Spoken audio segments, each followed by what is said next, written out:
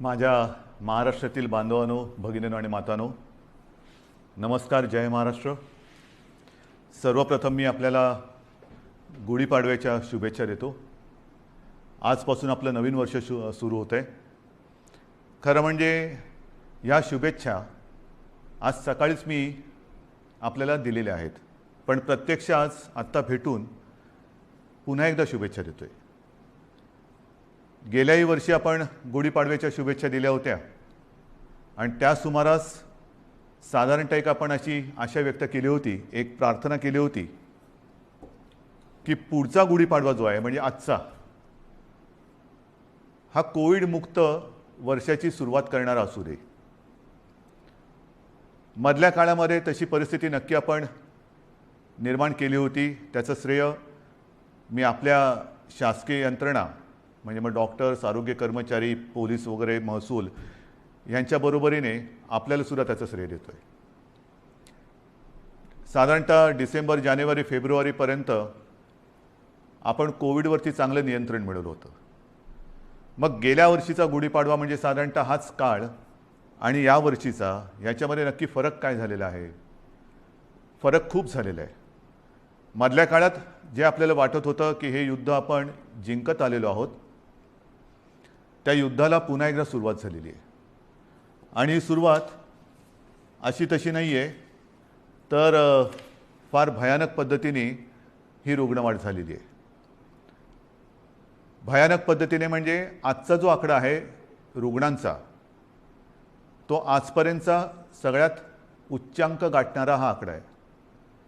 जवळपास 60,212 एवढे Covid positive रुग्ण आज आपल्या राज्यामध्ये नोंदवले गेलेले आहेत. 60,212 म्हणजे फार भीतीदायक ही परिस्थिती आहे.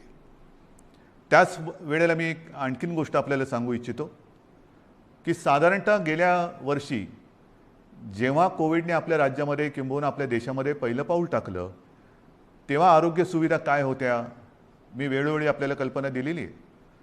कोविडसाठी चाचणी करणारी जी लॅब आपण म्हणतो ती आपल्या राज्यात 1 किंवा 2च होत्या. आज सर्व मिळून जवळपास 523 चाचणी केंद्र आपल्या राज्यामध्ये आहेत.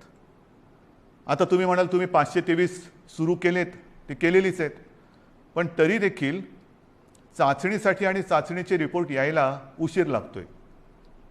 कारण सरळ आहे की आता त्या वाढवलेल्या सुविधासुद्धा आपल्याला अपुऱ्या पडायला लागलेल्या आहेत.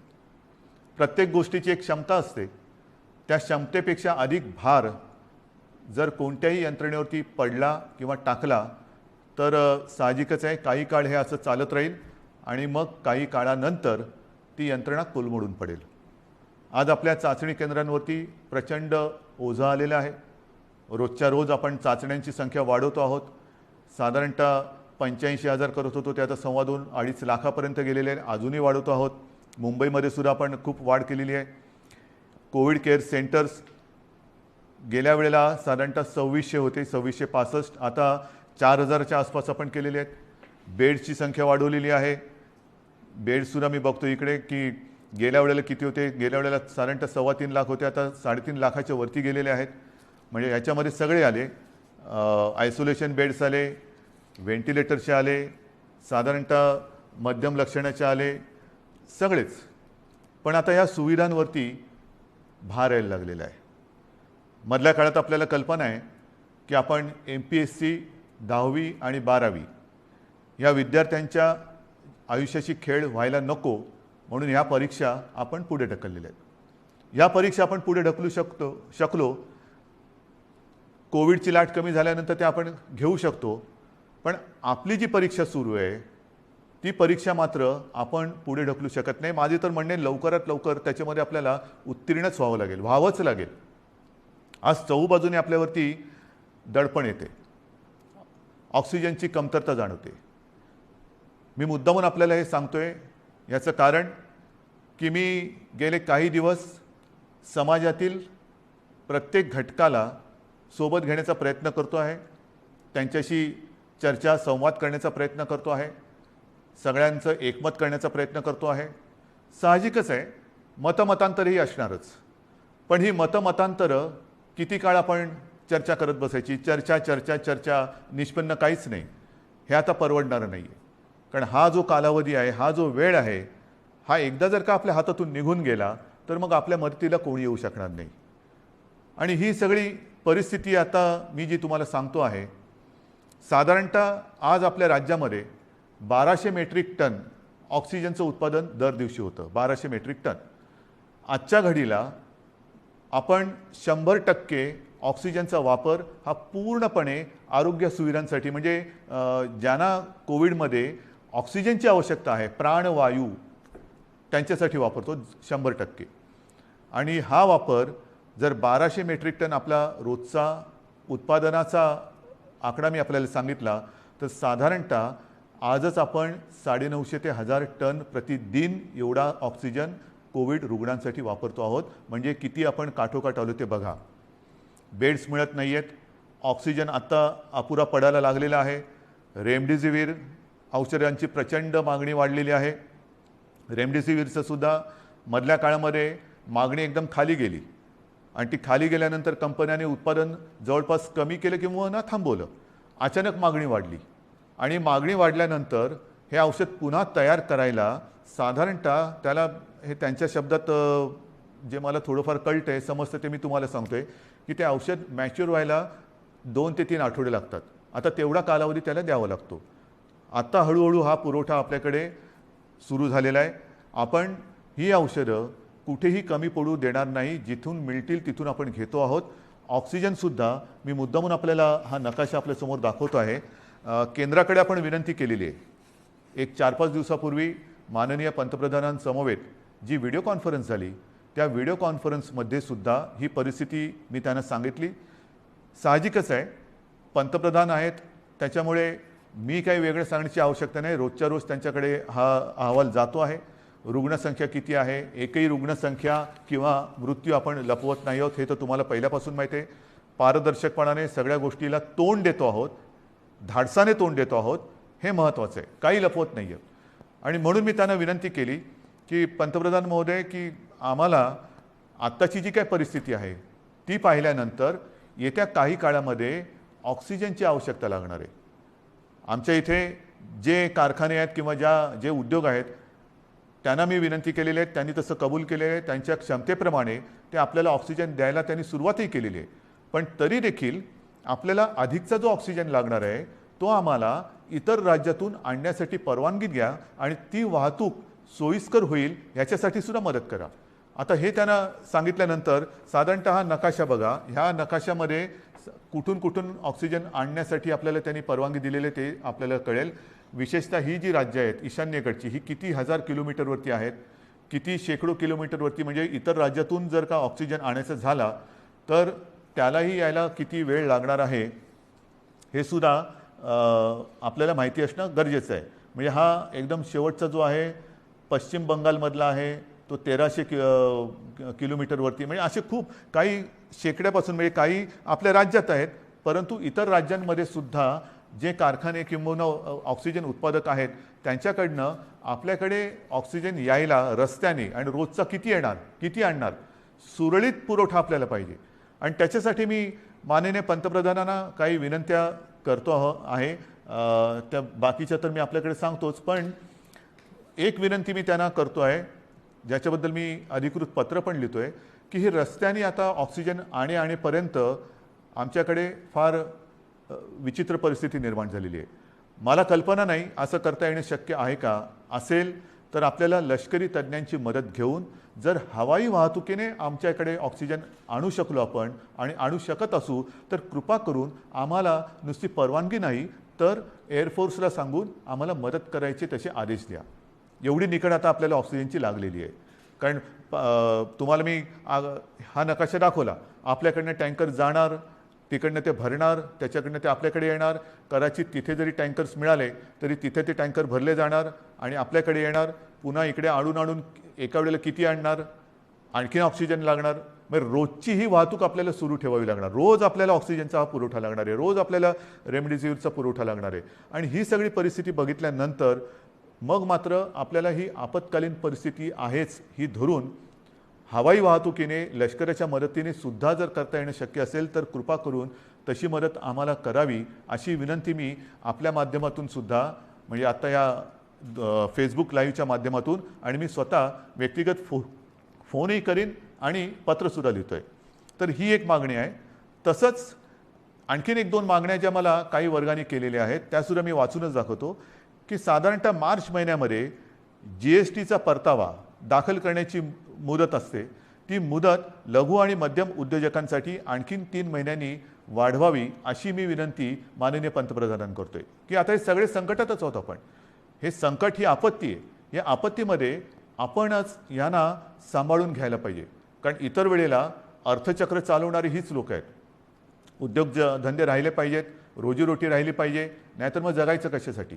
तर त्यांना थोडासा एक आधार देण्यासाठी GSTचा जो एक परतावा आहे तो त्याला 3 महिन्यांनी तरी किमान मुदतवाढ द्यावी अशी मी माननीय पंतप्रधानांना विनंती करतो आहे. नंतर जसे आपण बघत असतो की भूकंप होतो, काही वेळेला अतिवृष्टी होते, पूर येतो, मग ती नैसर्गिक आपत्ती आपण जाहीर करतो. नैसर्गिक आपत्ती जाहीर केल्यानंतर मग त्याच्यामधले जे काही निकष असतात त्या निकषच्या अनुषंगाने आपण वैयक्तिक मदत ही करत असतो. तर ही सुद्धा एक नैसर्गिक आपत्ती आहे, ती तर आपण सगळ्यांनीच मानलेली आहे. पण ह्या नैसर्गिक आपत्तीमध्ये जसं इतर नैसर्गिक आपत्तीमध्ये जे निकष आपण लावतो आणि विशेषतः ज्यांची रोजीरोटी ही ह्याच्यामध्ये थोडीशी हल्लेली आहे म्हणा, किंबहुना जाण्याची शक्यता निर्माण झालेली आहे, त्यांच्या रोजीरोटीवरती गदा किंबहुना संकटात सापडलेली आहे, अशा लोकांना व्यक्तिगत मदत आपण काय करू शकतो ती मदतसुद्धा द्यावी अशी मी माननीय पंतप्रधानांकडे विनंती करतो आहे. याचं कारण असं की ही आपत्ती ही फार विचित्र आहे. याच्यावरती अजूनही म्हटलं तर औषध सापडलेलं तर नाहीच आहे, पण लस ही सापडलेली आहे. माननीय पंतप्रधानांनी सांगितलं की 11 ते 14 तारखेपर्यंत टीका महोत्सव करा. आहे, माझं तर म्हणणं केवळ 4च दिवस नाही, आमच्याकडे आम्ही लसीकरणाचा वेग हा मोठ्या प्रमाणावरती वाढवलेला आहे.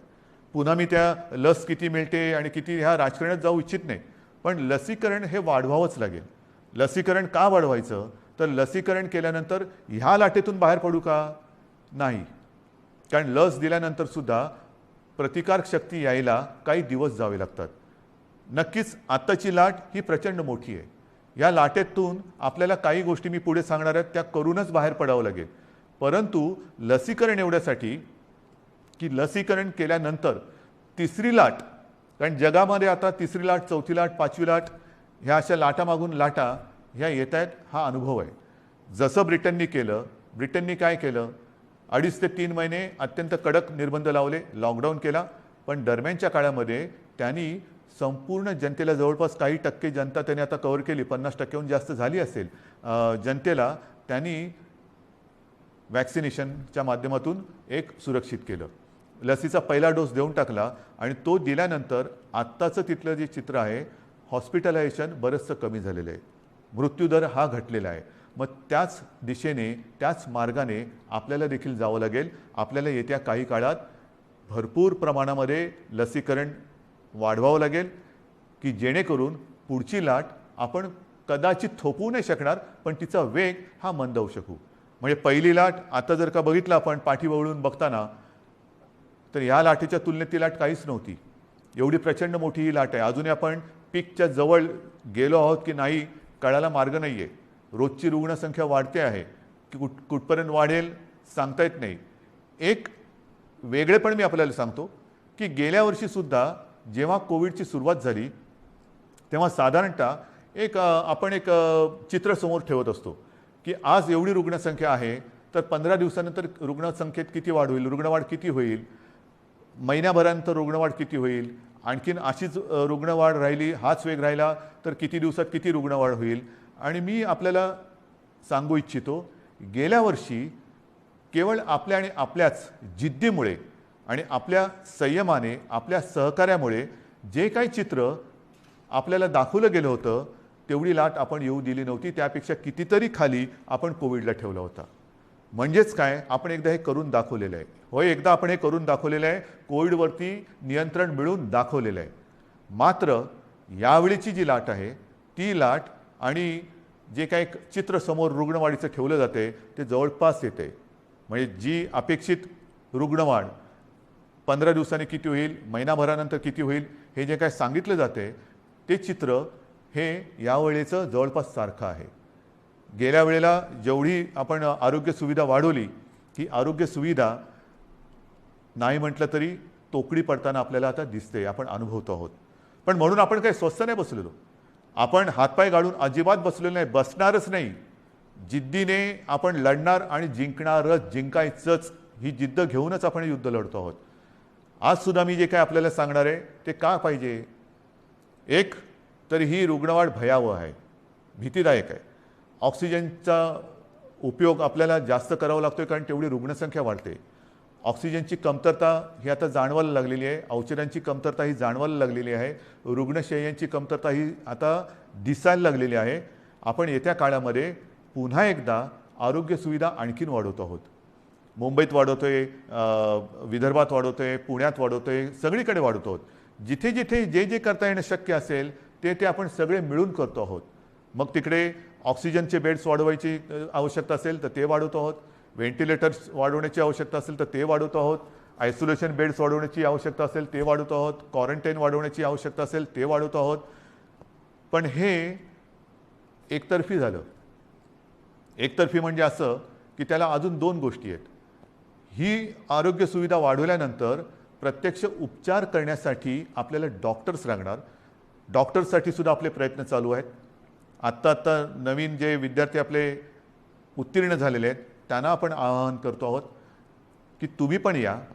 त्यांचीसुद्धा आपण आरोग्याची काळजी घेणार आहोत, त्यांनासुद्धा आपल्यासाठी आपल्यासोबत घेणार आहोत. त्याचबरोबरीने मी जसं गेल्या वर्षी एक आवाहन केलं होतं की निवृत्त झालेले काही डॉक्टर्स किंवा डॉक्टर कधी तसे निवृत्त होतच नाहीत, पण परिचारिका असतील, आरोग्य कर्मचारी असतील, त्यांनासुद्धा मी आवाहन करतो आहे की तुम्हीसुद्धा पुन्हा एकदा ह्या महाराष्ट्रावरती कोसळलेल्या नैसर्गिक संकटात मदतीला, नुसतं मदतीला नाही मी म्हणत, लढायला पुढे या, लढण्यासाठी पुढे या. सर्व स्वयंसेवी संस्था आहेत, सेवाभावी संस्था आहेत, व्यक्ती आहेत, त्यांनासुद्धा मी आवाहन करतो आहे की आता वेळ आलेली आहे, तुम्हीसुद्धा या. जे जे आपण करता येणं शक्य असेल आणि जे जे तुम्ही करू शकाल ते करण्यासाठी आणि हे युद्ध जिंकण्यासाठी तुम्ही सरकारच्या सोबत या. बांधवांनो आणि भगिनीनो, ही उणी काढण्याची वेळ नाही आहे. मी गेल्याही वेळेला सांगितलं होतं, सर्व राजकीय पक्षांना पुन्हा एकदा आवाहन करतो आहे की उणी काढत बसू नका. आता जर का उणी काढत बसलो तर महाराष्ट्र आपल्याला माफ नाही करणार. राजकारण आपण वृत्तपत्रात वाचलं की माननीय पंतप्रधानांच्या समवेत झालेल्या व्हिडिओ कॉन्फरन्समध्ये सुद्धा मी त्यांना हीच विनंती केली की देशातील सर्व प्रमुख राजकीय नेत्यांना एकत्र बोलून व्हिडिओ कॉन्फरन्सच्या माध्यमातून सर्वांना सांगा की आत्ता राजकारण बाजूला ठेवा. हे फार मोठं संकट आहे.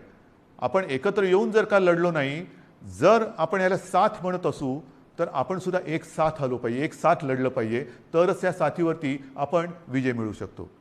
आणि म्हणून ही सगळी परिस्थिती आपल्याला सांगितल्यानंतर नाईलाजाने मला काही गोष्टी ह्या थोड्याशा बंधनात्मक आपल्याला कराव्या लागणार आहेत. आणि मला खात्री आहे की हे जे निर्बंध आपण लावतो आहोत हे केवळ आणि केवळ आपल्यासाठी आहेत. मला आनंद होतोय असं कृपा करून समजू नका. मी गेले महिनाभर साधारणतः याची कल्पना देत आलेलो आहे की असं नाही झालं तर काय होईल, तसं नाही झालं तर काय होईल. आपण तसं म्हटलं तर बराचसा वेळ चर्चेमध्ये आणि विचारविनिमयात घालवलेला आहे. आता मात्र कडक पावलं उचलण्याची आवश्यकता आणि ती वेळ तो क्षण आलेला आहे. मग काय करायचं. मी एकदम काही लॉकडाऊन असं म्हणत नाही आहे, पण काही निर्बंध हे साधारणतः त्या सदृश्य आहेत. कारण ही साखळी जर का तुटली नाही तर ही साखळी आपल्याला पूर्ण गुरफटून गुंबरून टाकल्याशिवाय राहणार नाही. आपल्याला रोजीरोटी महत्त्वाची आहेच, त्याहीबद्दल मी बोलणार आहे. पण रोजीरोटीच्या बरोबरीने आधी जीव वाचवायला पाहिजे. जीव वाचलं तर सगळं काही आहे. आणि जीव वाचवणं हाच आत्ता आपल्यासमोरचा महत्त्वाचा मुद्दा आहे. आणि तो वाचवण्यासाठी मी पुन्हा एकदा सगळ्यांना हात जोडून विनंती करतो आहे की आजपर्यंत जी काही निर्बंध आपण टाकलेले होते त्या निर्बंधात आता आपण अधिक वाढ करतो आहोत. आणि हे निर्बंध उद्या 8 वाजल्यापासून, संध्याकाळी 8 वाजल्यापासून आपल्या राज्यात लागू होतील.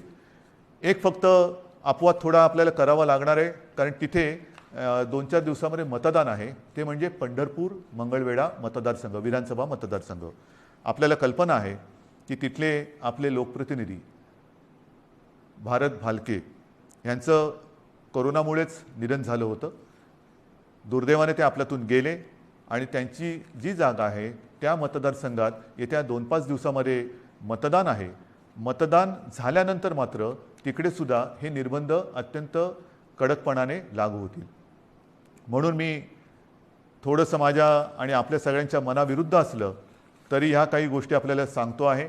मला खात्री आहे की आजपर्यंत जसं सहकार्य आपण मला केलं, ज्या ज्या गोष्टी मी आपल्याला सांगितल्या त्या गोष्टी आपण पाळल्या, तसंच सहकार्य येत्या काही दिवसासाठी आपण मला कराल आणि तसं करावं अशी मी पहिल्या प्रथम आपल्याला विनंती करतोय. काही निर्बंध मी आपल्याला वाचून दाखवतो आहे आणि बाकीचे सर्व निर्बंध जे आहेत, सगळे नियम आहेत, ते लवकरात लवकर हे प्रसिद्धी माध्यमाच्या माध्यमातून आणि आपल्या जी काही साईट आहे त्याच्यावरती अपलोड केले जातील की जेणेकरून सर्वांना अत्यंत स्पष्ट शब्दात त्याची कल्पना येईल. जे निर्बंध आहेत ते असे आहेत की उद्या संध्याकाळपासून आपण ब्रेक द चेन म्हणजे ही शृंखला तोडायची, आपल्याला तोडावीच लागेल. आणि ती तोडण्यासाठी आपण राज्यात 144 कलम लागू करतो आहोत. म्हणजेच आजपर्यंत ही दिवसा जमावबंदी आणि रात्री संचारबंदी असं होतं, कधी रात्री जमावबंदी करत होतो. आता मात्र आपल्याला पुढचे किमान 15 दिवस राज्यामध्ये संचारबंदी लागू करावी लागत आहे. अनावश्यक येणं जाणं हे आपल्याला आता पूर्ण बंद, मी टाळणं म्हणत होतो, आता ते पूर्ण बंद करावं लागणार आहे. कोणत्याही व्यक्तीला अतिआवश्यक काम किंवा योग्य कारण नसेल तर घराबाहेर आपण आता पडू द्यायचं नाही आहे. मी तर विनंती करतो आहे की हे मी नियम सांगतो आहे, पण मला आपल्याकडनं उलटं पाहिजे की जसं एक शब्द आहे जनता कर्फ्यू, जनता ठरवते की नाही आम्हीच आता हे करणार किंवा हे करणार नाही, तसं तुम्ही ठरवायचं आहे की नाही ना आता तसं अनावश्यक काही काम आणि आहे ना बाहेर संकट, तर मग मीच कारण नसताना घराबाहेर पडणार नाही.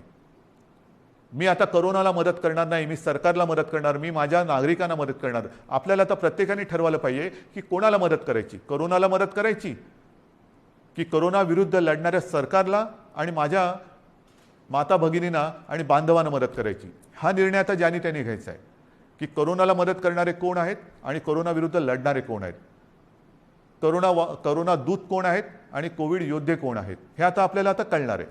आणि म्हणून मला असं वाटतं की काही गोष्टी ज्या आहेत त्याच्यात आवश्यक कॅटेगरी सेवा व उपक्रम वगळून सर्व आस्थापना, सार्वजनिक ठिकाणे, इतर सेवा बंद राहतील. सकाळी 7 ते रात्री 8 ह्या काळामध्ये आपण अत्यावश्यक सेवा ज्या आहेत त्या चालू ठेवणार आहोत. एक गोष्ट मी मुद्दामून सांगतोय की आपण सार्वजनिक वाहतूक व्यवस्था बंद करत नाही आहोत, म्हणजे लोकल्स बंद करत नाही आहोत, बस सेवा बंद करत नाही आहोत. मात्र त्या केवळ आणि केवळ अतिआवश्यक कामासाठीच वापरल्या जातील. आणि त्यातून त्या चालू का ठेवतोय तर जीवनावश्यक सेवा सुविधा देणारा जो कर्मचारी वर्ग आहे त्याचं येणं जाणं, कारण त्या जर का बंद पडल्या म्हणजे पाणी आहे, आपले सफाई कामगार आहेत, त्यांना कुठेही तसं आपण सांगू शकत नाही वर्क फ्रॉम होम, घरी राहा आणि शहर स्वच्छ करा, घरी राहा आणि शहराचा पाणी पुरवठा सुरळीत ठेवा. नाही, त्यांना संकट असो वा नसो आपल्यासाठी, आपल्याला सेवा सुविधा देण्यासाठी रोज कामावर यावंच लागणार आहे. आणि म्हणून त्यांची ये जा ही सुलभतेने व्हावी म्हणून आपण पब्लिक ट्रान्सपोर्ट हे चालू ठेवतो आहोत. आणि त्याच्यामध्ये सुद्धा आवश्यक कॅटेगरी कोणती धरलेली आपण साहजिकच आहे, रुग्णालय आहेत, दवाखाने आहेत, वैद्यकीय, विमा, औषधी कंपन्या, औषधी दुकाने, वैद्यकीय सेवा देणारे काही डीलर्स आहेत, वाहतूक सप्लाय चेन आहे, लस उत्पादक व वाहतूक करणारे, कारण लस उत्पादक त्यांच्यासाठी वायल्स लागतात, त्यांचे कारखाने उघडे राहतील, त्यांची वाहतूक ये जा करणारे वाहन आहेत ती चालू राहणार आहेत. मास्क, जंतुनाशक उत्पादक, वितरक, वैद्यकीय कच्चा माल सगळे. त्याचप्रमाणे जनावरांशी जे संबंधित आहेत म्हणजे आपले कृषीची जनावरं आली, शहरामध्ये आपले ज्याला आपण पाळीव प्राणी म्हणतो त्यांच्या संबंधितली दुकानं, त्यांची दवाखाने हे उघडे राहतील. शीतगृहे, वेअरहाऊसिंग, हवाई वाहतूक, रेल्वे, बस, ऑटो, विविध देशांची राजनैतिक कार्यालय. नंतर तोंडावरती पुन्हा पावसाळा आलेला आहे. एप्रिल तर अर्धा गेला, येत्या 1.5 महिन्यामध्ये पाऊस येणार. पावसाळ्याची जी काही कामं आहेत ती पावसाळी पूर्वच करावी लागतात. तर ती पावसाळ्यासाठीची पावसाळी पूर्वीची जी कामं आहेत ती सगळी चालू राहतील. त्याच्यानंतर बँक्स, रिझर्व्ह बँक इंडिया आणि त्यांच्याशी संबंधित सगळे सेबीने मान्यता दिलेली कार्यालय आहे, दूरसंचार सेवा व त्यांच्याशी संबंधित देखभाल व दुरुस्ती करणारे, ह्या सगळ्या गोष्टी, ई कॉमर्स असेल, ह्या सगळ्या आहेत. त्याच्यानंतर अधिस्वीकृतीधारक पत्रकार, त्यांनासुद्धा आपण यातनं त्यांना मुभा दिलेली आहे जाण्या येण्याची. पेट्रोल पंप चालू राहतील, पेट्रोलियम उत्पादन आहेत, कार्गो सेवा, डेटा सेंटर्स, IT सेवा, शासकीय व खाजगी सुरक्षा मंडळं, ह्या सगळ्या गोष्टी ह्या आपण चालू ठेवतो. हे आहेत, बरंचसं आहेत, बऱ्याच गोष्टी आहेत. त्याची संपूर्ण मी आता वाचत नाही आहे, पण ह्या गोष्टी ह्या प्रसिद्धी माध्यमाच्या माध्यमातून आपल्याकडे येतील. त्याबरोबर आता अपलोड पण केल्या जातील. तेवढ्या आणि तेवढ्याच चालू राहतील. बाकीची कृपा करून मी आपल्याला विनंती करतो आहे की ह्या सेवा किंवा इतर काही आपली वाहतूक आहे ती बंद राहणार आहे.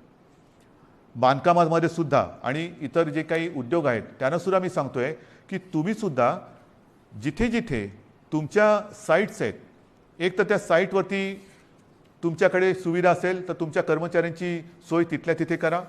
त्यांना उगाचच तिथून त्यांच्या घरी, त्यांच्या घरातून तिथे, म्हणजे कोविडची ये जा जशी व्हावी तशी त्यांची ये जा होऊ देऊ नका. त्यांच्या माध्यमातून कुठे कोविड पसरू देऊ नका. त्यांच्या आरोग्याची खबरदारी घ्या. जर का करायची तुमच्या कॅम्पसमध्ये सुविधा नसेल, पण काही उद्योग असे आहेत की त्यांनी त्यांच्या कर्मचाऱ्यांची एक वसाहतच वसवलेली आहे, ठीक आहे, तो कारखान्यात येईल, तिथून त्याच्या वसाहतीत जाईल, तिथून पुन्हा इकडे. एवढ्यापुरतं वाहतुकीची व्यवस्था तुम्ही करू शकत असाल तर तुमचा उद्योग चालू ठेवायला काही हरकत नाही आहे. आपल्याला अनावश्यक सगळ्या गोष्टी, सगळी ये जा ही थांबवायची आहे. म्हणून कृपा करून अनावश्यक गोष्टी ज्या आहेत त्या टाळायला पाहिजे. आता हॉटेल्स, रेस्टॉरंट यांनासुद्धा आपण त्यांच्यावरती पूर्वीप्रमाणेच निर्बंध असतील आणि टेक अवे व होम डिलिव्हरी एवढंच करता येईल. कर्मचाऱ्यांना लसीकरण आता हे बंधनकारक आहे. रस्त्यावरच्या खाद्य विक्रेत्यांना सुद्धा त्यांना आपण का परवानगी देतोय की अनेक गोरगरीब असे आहेत की ज्यांच्याकडे एकेका खोलीत ते 5-5, 7-7, 8-8 लोक राहतात. एका खोलीत एवढे लोक राहतात, त्यांच्याकडे स्वयंपाकघराची सोय नाही, मग बाहेर त्यांना खावं लागतं. आणि मग ते खाणार कुठे? जर रेस्टॉरंट्स आणि इतर ज्या काही गोष्टी आहेत त्यांना आपण टेक अवे घरी पार्सल नेण्यासाठी परवानगी देत असू, तर रस्त्यावरच्या खाद्य विक्रेत्यांना सुद्धा सकाळी 7 ते रात्री 8 या वेळेमध्ये तिथल्या तिथे नाही, त्यांनी सुद्धा ते पॅक करून जो कोणी गोरगरीब येईल त्याला ते देण्याची व्यवस्था करावी. आपल्याला गर्दी टाळायची आणि अनावश्यक वाहतूक तर नाहीच पाहिजे. ह्याच्यामध्ये आवश्यक सेवेसाठी लागणारे उत्पादन करणारे उद्योग हे पूर्ण क्षमतेने चालू ठेवण्यात येतील आणि या उत्पादनांची निर्यात करणारे उद्योगसुद्धा चालू ठेवण्यात येतील. आपल्याला ह्या सगळ्या गोष्टींची मी कल्पना देतो आहे. आता हे झाल्यानंतर काही गोष्टी अशा आहेत की बाबा हे सगळं तुम्ही निर्बंध सांगितले, मग आमच्यासाठी तुम्ही काय करणार? रोजीरोटीचं काय? मी मगाशी आपल्याशी बोलताना बोललो की माननीय पंतप्रधानांना आपण सांगतो की नैसर्गिक आपत्तीत व्यक्तिगत लाभ जसे आपण देऊ शकतो त्या अनुषंगाने काही लाभ ह्या नैसर्गिक आपत्तीत द्यावे अशी माझी विनंती आहे. मात्र राज्य सरकार म्हणून अन्न सुरक्षा जी आपली योजना आहे त्या योजनेअंतर्गत जे सगळे लाभार्थी आहेत, ह्या लाभार्थ्यांना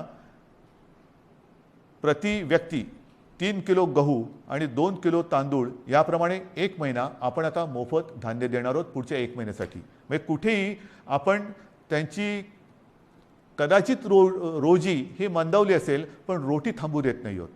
त्यांच्यासाठी अन्नधान्याची व्यवस्था आपण करतो आहोत आणि याच्यामध्ये नोंद केलेले जे आपल्याकडे लाभार्थी आहेत त्यांची संख्या साधारणतः 7 कोटी आहेत. म्हणजे 7 कोटी जे आपले नागरिक आहेत ह्या वर्गात मोडणारे, त्यांना आपण पुढच्या महिन्यामध्ये, म्हणजे आजपासून जेव्हापासून ही बंधन उद्यापासून सुरू होतील, 1 महिना प्रत्येकी 3 किलो गहू आणि 2 किलो तांदूळ याप्रमाणे 1 महिना मोफत आपण धान्य देणार आहोत.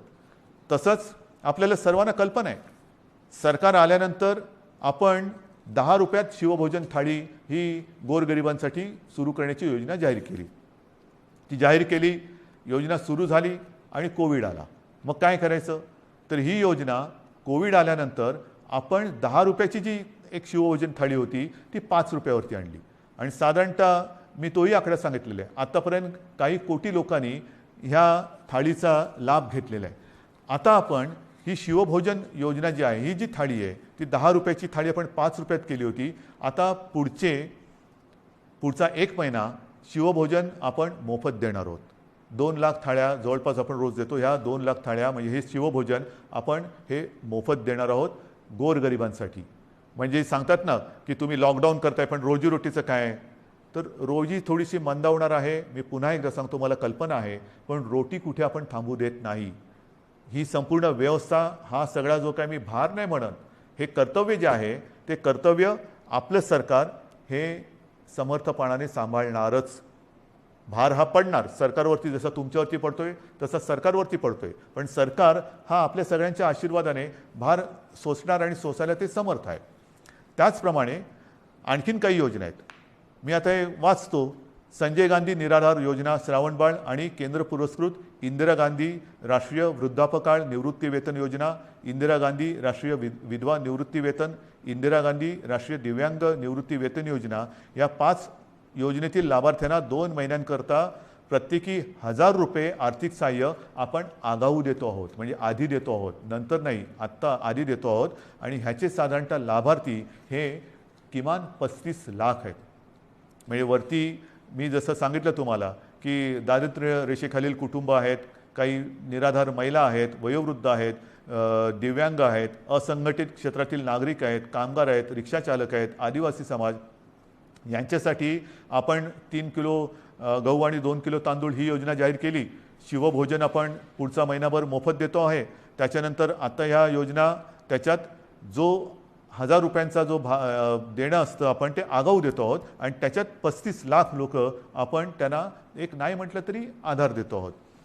नंतर महाराष्ट्र इमारत व इमारत कामगार कल्याणकारी जे मंडळ आहे त्या मंडळामध्ये राज्यातील नोंदणीकृत बांधकाम कामगार जे आहेत त्यांना 1500 रुपये, हे 1500 रुपये आपण अर्थसहाय्य देतोय प्रत्येकी. म्हणजे त्याच्यामध्ये साधारणतः 12 लाख पुन्हा लाभार्थी आहेत जे आपल्याकडे नोंदणीकृत आहेत. हे 1500 रुपये आपण त्या बांधकाम वर्गातील कामगारांना देतो आहे. घरेलू कामगार, आता हा एक वेगळा आपण हे करतोय. घरेलू कामगार जे नोंदणीकृत घरेलू कामगार आहेत त्यांच्यासाठी सुद्धा आपण एक निधी देतो आहोत. म्हणजे हा सुद्धा एक मोठा वर्ग आहे तसा, जो नोंदणीकृत आहे त्यांना आपण हा निधी देतो आहोत. त्याच्यानंतर आता पुन्हा तळहातावरती पोट हे ज्यांचं आहे तोच हा वर्ग आहे. त्याच्यामध्ये आणखीन थोडा वर्ग बाकी आहे, तो म्हणजे अधिकृत फेरीवाले. अधिकृत फेरीवाले आहेत, या फेरीवाल्यांसुद्धा आपण एका वेळचे 1500 रुपये प्रत्येकी देतो आहोत. फेरीवाल्यांसाठी जे अधिकृत नोंदणीकृत आहेत फेरीवाले त्यांना देतो आहोत. आणि हे जे देणं आहे हे या फेरीवाल्यांची स्वनिधी योजनेत बँकांकडे नोंदणी असल्यामुळे बँकांमार्फत हे त्यांच्या बँकेत हा जो काही निधी आहे तो त्यांना हस्तांतरण दिलं. ह्याच्यामध्ये जवळपास 5 लाख लाभार्थी आहेत. तसंच आपले रिक्षाचालक आहेत, कारण सगळंच बंद केल्यानंतर रिक्षाचालकांनी काय करायचं, तर ह्याच्यामध्ये सुद्धा जे परवानाधारक रिक्षाचालक आहेत त्या रिक्षाचालकांना सुद्धा एका वेळेचं आपण 1500 रुपये हे देतो आहोत. आता याच्यामध्ये सुद्धा साधारणतः 12 लाख लाभार्थी आहेत. म्हणजे तुम्ही बघत जा, 7 कोटी, 35 लाख, 12 लाख, 5 लाख, 15 लाख, आपण जे जे करता येणं शक्य असेल ते करतो आहोत. माझ्या आदिवासी समाजासाठी सुद्धा खावटी योजनेचा लाभ घेत असलेल्या आदिवासी कुटुंबांना प्रति कुटुंब आपण एका वेळेचं 2000 रुपये हे आर्थिक सहाय्य देतो आहे. ह्याच्यामध्ये सुद्धा आता लाभार्थी 12 लाख आहेत. म्हणजे आपण जेवढं करता येणं शक्य असेल तेवढं करतो आहोत. हे आत्ताच्या घडीला हे आपण जे पटकन करता येणं शक्य आहे ते करतो आहोत. त्याच्यानंतर आता ह्या टाळेबंदी हा शब्द वापरायचा न वापरायचा, पण ही जे काही निर्बंध आहेत त्या काळामध्ये आपल्याला कोविडवरची उपाययोजना जी आहे त्याच्यामध्ये इतर काही सुविधा वाढवायच्या आहेत. त्याच्यानंतर औषधं खरेदी आली, व्हेंटिलेटर्स खरेदी करणं आलं, सुविधा आली, सुविधांची उभारणी आली, त्याच्यासाठी काही पैसे लागतात. तर त्याच्यासाठी आपल्या जिल्हाधिकारी त्यांना काही पैसे आपल्याला त्यांच्याकडे देऊन ठेवावे लागतात की तुम्हाला आवश्यकतेनुसार, कारण पटकन आता रुग्ण आला आणि काही गरज लागली तर विचारत बसायचं नाही, जे जे करता येणं आवश्यक आहे ते तिकडे करायचं. आणि त्यांच्यासाठी सुद्धा आपण साधारणतः 3300 कोटी फक्त आणि फक्त कोविडसाठी म्हणून बाजूला काढून ठेवतो. म्हणजेच काय की आपण हा सगळा जर का एक आढावा घेतला तर ढोबळमानाने हे सगळं आपण करण्यासाठी जवळपास 5400 कोटी रुपये आपण हे विविध ज्याला आधार देतो म्हणतो, तुम्ही नुसती मदत नाही पण एक आधार देण्यासाठी आणि कोविड वाढू नये वाढलाच तर औषधोपचारासाठी सुविधांसाठी म्हणून आपण एवढा एक निधी बाजूला काढून ठेवतो आहे. आणि म्हणून मला असं वाटतं बांधवांनो आणि भगिनींनो, मी सगळी परिस्थिती आहे ही आपल्यासमोर ठेवलेली आहे. ऑक्सिजनची सुद्धा परिस्थिती आपल्याला सांगितलेली आहे, बिकट आहे. पुन्हा एकदा सांगतो, साधारणतः आपल्या राज्याची क्षमता ही 1200 मेट्रिक टन प्रतिदिनी उत्पादनाची आहे. आज जवळपास 950 मेट्रिक टनपर्यंतचा वापर ऑक्सिजनचा फक्त आणि फक्त कोविडग्रस्त रुग्णांना, ज्यांना ऑक्सिजनची आवश्यकता आहे, ज्यांचा श्वास घ्यायला त्यांना त्रास होतो आहे, ही कल्पनासुद्धा करणं अशक्य आहे, अवघड आहे की श्वास रोखला जातो म्हणजे काय होतं आहे, घुसमटणं म्हणजे काय आहे. त्यांचा श्वास मोकळा होण्यासाठी, त्यांचा श्वासोच्छ्वास परत नैसर्गिक होण्यासाठी म्हणून हा आपण ऑक्सिजन वापरतो आहोत. पण ह्याच संख्येने जर रुग्णवाढ होत राहिली तर हाताशी राहिलेला ऑक्सिजन हा येत्या काही दिवसात संपल्याशिवाय राहणार नाही. आजसुद्धा रोजची आपली रेमडेसिवीरची जी गरज आहे, किती वापर होतो आहे, सगळीकडनं मागणी होते, रेमडेसिवीर पाहिजे, रेमडेसिवीर पाहिजे.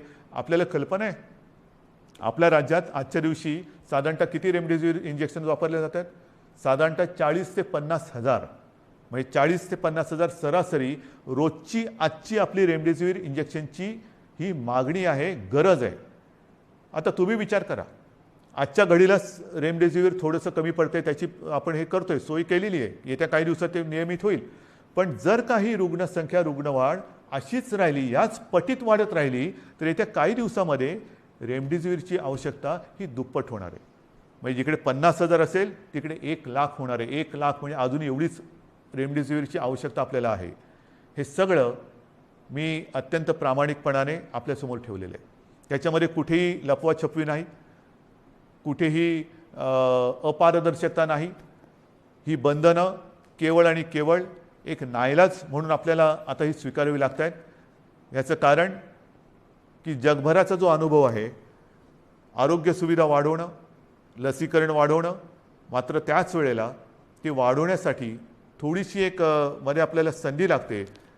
ती संधी आणि ही साखळी तोडण्यासाठी आपल्याला हे निर्बंध स्वीकारावे लागत आहेत. हे पूर्ण जगाने आता स्वीकारलेलं सत्य आहे.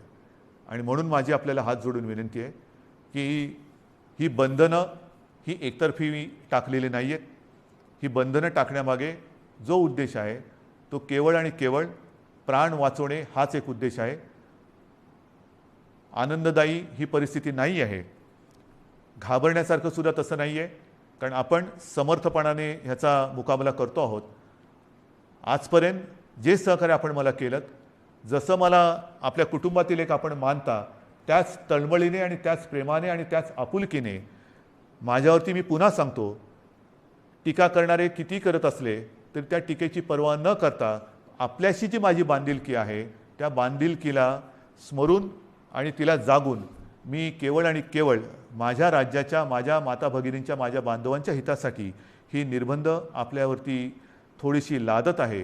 कृपा करा, न चिडता, न रागावता, समजून घेऊन सहकार्य करा आणि ही लढाई जिंकायला